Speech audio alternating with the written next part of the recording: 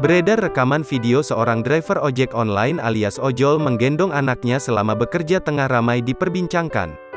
Video viral tersebut diunggah kembali oleh akun @dramaojol.it di jejaring media sosial Instagram, Rabu, tanggal 23 Maret tahun 2022. Rekaman video memperlihatkan seorang pria berpakaian serba panjang serta tak lupa jaket identitas ojol miliknya.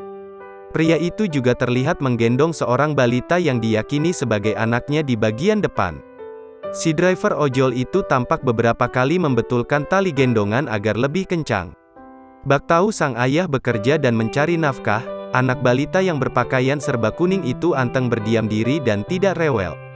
Sayangnya gendongan itu sudah tidak nyaman, balita tersebut terlihat sangat menggantung dan tidak memakai celana panjang.